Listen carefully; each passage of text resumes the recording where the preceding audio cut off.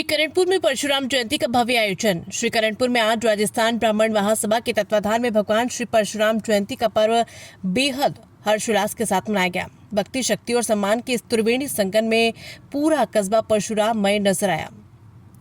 कार्यक्रम का मुख्य आकर्षण शाम को निकलने वाली भव्य शोभा यात्रा रही। ब्राह्मण धर्मशाला से शुरू होकर ये यात्रा कस्बे के विभिन्न मार्गों से गुजरी। शोभा यात्रा में श्रद्धालु भगवान के भजनों पर झूमते नाचते नजर आए।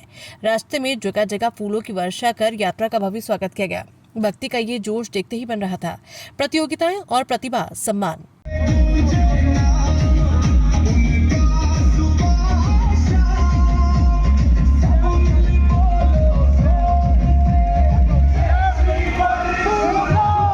महोत्सव की शुरुआत सुबह बच्चों और महिलाओं के लिए आयोजित ड्राइंग और मेहंदी प्रतियोगिता के साथ हुई।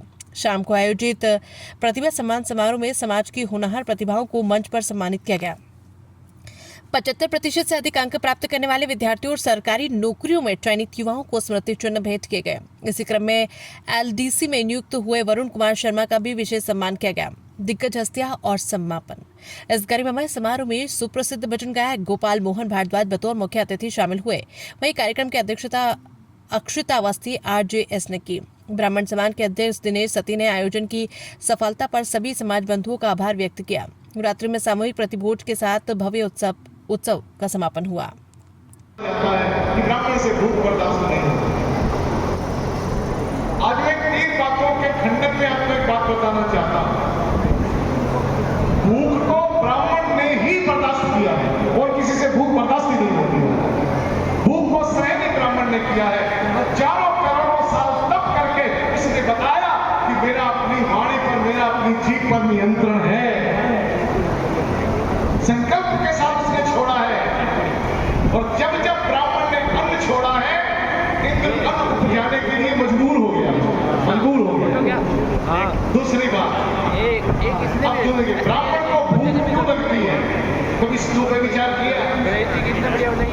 ब्राह्मण का मुख क्यों चलता रहता है? कभी विचार किया? ब्राह्मण की परिभाषा देखिए। अच्छा, ये पहले ब्रह्म आनंद इति ब्राह्मण, जो ब्रह्म यानी परमात्मा का मुख है, आनंद मैंने मुख, उसका नाम ब्राह्मण है। तो बताइए, जब शरीर को भूख लगेगी तो फिर खाया किससे जाएगा? बोलिए, मुख से खाया जाएगा।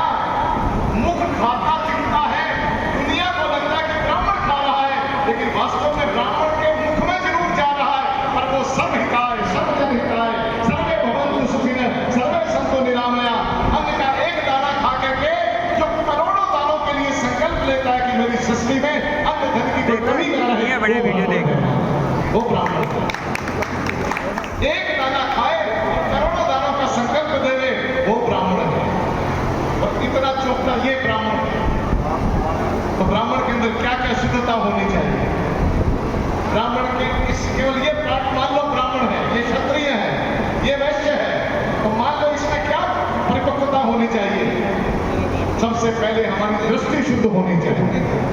मुख पे आंख भी है, मुख पे होठ भी है, मुख पे जीभ भी है। और जिसकी आंख शुद्ध है, जिसकी वाणी शुद्ध है, जिसके कान गलत नहीं सुनते, उस जैसा तपस्वी कोई नहीं हो सकता। और वो ब्राह्मण है। वो ब्राह्मण है जिसने अपने इंद्रियों को संयम से संभाल के रखा, जिसने अपने जीवन को अनुशासन में ढाल के रखा, वो ब्राह्मण है। वो ब्राह्मण केवल क्रोध ही, विपन्नता से क्रोध बहुत होता है, गुस्सा